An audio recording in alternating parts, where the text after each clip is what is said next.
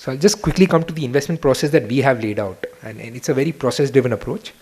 We believe long-term India will grow between 6.5-7% GDP. We were never big believers of 8% plus, given a lot of constraints in the way India functions. Current readings are sort of much lower than that. Our sense is it is cyclical, but when you're modeling numbers or companies, we believe long-term we'll get back to that 6.5% GDP growth. We believe inflation in India will be about 5 to 5.5%. Now, whenever the analyst is modeling a company, and we have a large team of analysts, so the auto demand, when he's forecasting, he's benchmarking it to 6.5% GDP growth. The cement analyst, when he's forecasting cement demand, is benchmarking it to 6.5% GDP growth. Everything else is bottom up. So everything else, he'll go and meet the company, the suppliers, vendors, and create a detailed research model with minimum 5-year history and 5-year forward forecast. And that is how he'll build a model. One of the big requirements that we have when we manage the money is the stock needs to be liquid. The reason for that is when we were managing money in the early 90s, when we were buying all these illiquid stocks, the stock price would go up, right? And we looked like heroes because the stock price was up and the NAV of the fund was high. But when we had to meet redemptions and when we had to sell out of these funds, there was no liquidity. And because of us selling, the stock price would just collapse. And we realized that the portfolio value was not a reflection of a true portfolio value. It was being influenced by our action. So hence we put in a liquidity filter. The stock needs to trade over $1 million a day for it to be considered for our investment universe. Currently about 450 companies meet that criteria. About 200 companies we strip off purely on corporate governance. There are a lot of companies where managements we don't trust. Their numbers are highly suspect and their corporate governance practices are highly suspect. These are not the companies we will invest in. We are happy to underperform because there comes phases where these companies do well. But it's a policy that we have right from day one that we will not invest in such companies. After that, about 250 companies remain, which is what our research team covers. Each of these companies will have a detailed 5-year model, history and forecast. And each of the companies, the analyst will sort of prepare his numbers and come to the entire research team. Now, we wanted to ensure there is no individual bias when he's forecasting numbers. So the entire 15 of us will sit, we will discuss his numbers, debate his numbers, and based on his 5-year forecast, we'll put a buy and sell limit for each company. Buy limit typically tends to be at a 40% discount to long-term intrinsic value, which could be at median multiples or 10%, 20% above that. A lot of the times, companies have never traded at that big a discount. So we narrow the band to ensure that there's a actual value where we can buy, not a theoretical value. Now, about 250 companies that we have in the research database right now, all of them will have a buy limit, all of them will have a sell limit. Only when the stock comes below the buy limit will the stock come to the portfolio. And only when it goes beyond the sell limit will it go out of the portfolio. There is no fund manager discretion where we sit and decide, let us add this stock to the portfolio now. It has to be approved by the research team and it has to come below the buy limit. Because of this, what happens is in periods when markets are rising very rapidly, a lot of sell limits are getting hit. And if we don't find alternate names, we have to sell out of them if we don't believe the earnings are going to go up. And that is the time cash gets built up in the fund. So we've had a history where we've had very high cash levels in the fund. It is purely because of this reason. We don't take and sit a call that markets are expensive, let's sell out of the company and raise cash. If the cash levels are high, that doesn't mean the markets will correct. We've had high cash levels, yet the market kept on rallying. It is just that we don't see value in the market at that point in time, nor do we see opportunities of companies below our buy limit at that point in time. So typically our portfolio tends to be at 25 to 40 stocks. Currently it's at the lower end of that number, about 25 stocks. Yeah. So in terms of the portfolio construction process, again, we are not index replicators. We don't look at the index when we are building the portfolio. Theoretically, we can be 100% in one sector if that is where value is. So hence our weights tend to be very, very different from the index. Some of the biggest names of the index, we don't own them. But all it has to be is it has to be below the buy limit. And based on criteria that I've laid out, if the quality of management is really high, the earnings quality is really high, we believe there is stability of earnings, it'll have a very high weight. It could be 5 or 6% when we are buying into that company. If we believe on this box it scores low, very less, we might have a lower weight initially when we add it to the portfolio. So it is not necessary the highest upside stock will have the highest weight. If we believe the earnings is a lot more volatile, we might restrict it to a lower weight. So this is how we typically build a portfolio. Again, so if we don't find value, we will stay away and we'll wait patiently for value to come. And that is the style. That is what you're meant to do in phases where you find markets euphoric. Again, cash levels might increase if we don't find value, and if we believe there's any kind of corporate governance event in the company, we will not touch it. This is sort of the track record of the fund. This is based on the process that I just laid out. Now, it looks very good in the long term, but investors need to understand this phase, right? This was 2006. We had just launched the fund, and that was the BRIC years. So Brazil, Russia, India, and China were the flavor of the world, and people thought these were the next big emerging economies. And everybody was coming to India to invest. And we had just launched the fund, and we could not find stocks that we wanted to buy. So our cash levels were high, and we were buying very boring companies, right? Companies which had very clean balance sheet, which were not taking undue risk. Nobody liked those companies then. People wanted companies which were growing at 30-40% irrespective of the balance sheet quality. So I think in that 1 year we underperformed by 20 percentage points, and our track record from 2006 to 2008 was actually terrible. And the same kind of questions that we are asked now in terms of what does the value style is underperforming, what is the point of value style if you're not able to deliver returns, was being asked then. But then the Lehman collapse happened, and then people suddenly realized all these funds who claim to be investing based on valuations were not investing based on valuations.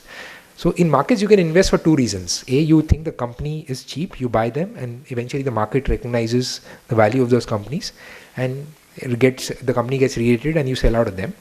Or the second reason that you buy is you buy it even if it is expensive, and you believe there's a greater fool who will come and buy it at an even higher price from you. That was in 2006 to 2008. A lot of it was driven by greater fool. This phase perhaps might be very similar. We have to wait and see. But again, if we do not think there is value, we will not go ahead and invest in the markets or in the companies. And investors of value fund must expect these phases again and again. There will be every 4-5 years there comes a cycle where markets do crazy things which value investors don't understand. Their own stocks will not do well, and perhaps their cash levels might be high, and there could be 2-3 years of extreme pain. This is the sort of long-term track record. It's still outperforming because initial returns are much better, but this is last 3 years for us, which has been quite terrible. And again, a lot of people who've not been used to historical cycles in value to keep asking us why value, what is the point, it doesn't give great returns. But like I said, you have to remember fund 2 versus fund 1, and it's behaving like that fund 2 right now. Hopefully whenever sort of risk aversion comes back or people get more senior on valuations, the style will again come back. But it's not, this style is not meant for everyone. When you see the index giving that return and you see your fund not giving return, you will get restless and you will wonder, why have I invested in this fund? Let's come to the reasons why we are underperforming, right? Why last 3 years are terrible for value funds, and last 1 year perhaps for most funds in general. Okay, this is the state of the economy, right? They rebased the series about 4-5 years ago, and even the new series is showing whatever. There's a sharp downtrend. Most companies that I interact with and most economies don't believe that number. They believe it's even lower. And now you have some economists putting out reports claiming why that number is not trustworthy. It's perhaps 1.5-2 percentage points lower than what the number that the government is reporting because of some data inconsistencies. But this has been the state of the economy in the last 5 years, right? And most of the other variables sort of match that. Most of the other variables are down. Now, this is the earnings estimates of companies in the BSE Sensex, right? This is the chart from 2014. So every year the sell side, which is a set of analysts who work on the broking side, they tend to have very high expectations, right? And as the year goes by, they keep on cutting their numbers every quarter, and they say H2 will be better. And last 4 years, actually, there's not been earnings growth. It's just been close to very low single-digit earnings CAGR. But this blue shaded line in the background is the market, right? So you had very little earnings growth, and the market is essentially just kept on going higher, and higher. That is a period very dangerous for value investors. We don't understand what is happening in these kind of markets, right? This is sort of Bloomberg. So Bloomberg rebases it on calendar year. This is the earnings growth. So last 4 years, again, if you sort of accumulate it up, it could be like 3-4% CAGR earnings growth. There is high expectation over the next 2 calendar years, which again is doubtful. I don't think that is going to come, given whatever companies that I interact with. What are they? I think that number again will get cut quite drastically. The fact that you have had no earnings growth and markets are just going one way, this is what happens to the price earning multiple of the company. This is the trailing multiple. but you are now at record peaks in terms of price to earnings multiple. It gets exaggerated because the banking sector, which is reporting a lot of NPAs, but even adjusted for that, it is a very expensive market right now. So it's not a market for value investor per se. So why is the market going up quite rapidly when the earnings are not going up and corporate companies are crying about the slowdown? So there was a big change in 2014. If you take the retail flows into Indian equities for 10 years before 2014, it was actually a net negative number. Local mutual fund buying into the stock market. After 2014, once sort of Mr. Modi came into the government and it was announced that he's going to be the next prime minister, people believe there's going to be a transformation, and suddenly the flows change in equity mutual funds. Two other reasons was the state of the alternate asset classes. One is interest rates started coming down once crude collapsed, and second is this real estate, which is perhaps last sort of almost 7-8 years been either flat or negative, and people have a lot of money, and especially in the NCR market, which was a very speculative driven market, not that many people are looking to invest in real estate anymore for the last few years. So where do you invest in that environment? When you look at stock market going higher and higher and you think Mr. Modi is going to come and transform the economy, automatically a lot of money comes to the real estate, to the stock market. And then it's sort of, equity markets are like that. If the markets are going up, more money comes, it goes up even further. And as it goes up further, more money comes. And so it sort of fuels a bubble which gets created in the market. So you had this massive inflow of money coming in at a time when the economy was not doing that well. But given that it was going up, people did not bother. And it continues to go up. And sort of earnings profile is not looking that great. A lot of the money went into the small and mid cap space. Now, after the big correction that has happened there, nobody wants to look at that space. But again, this same cycle played out there. So I know in 2017 when I used to do investor sessions, and we don't have a small and mid cap scheme because of our belief that it over the long term it really doesn't sort of generate value.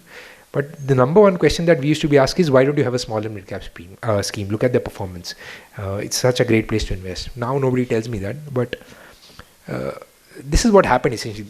One of the big reasons why markets are going up despite lack of earnings growth. The FIs have always loved India, so apart from sort of brief period during Lehman and afterwards, but this is the big delta which is sort of changed in the market. And I think the cumulative flows for the last 4-5 years is higher than sort of last 15 years put together.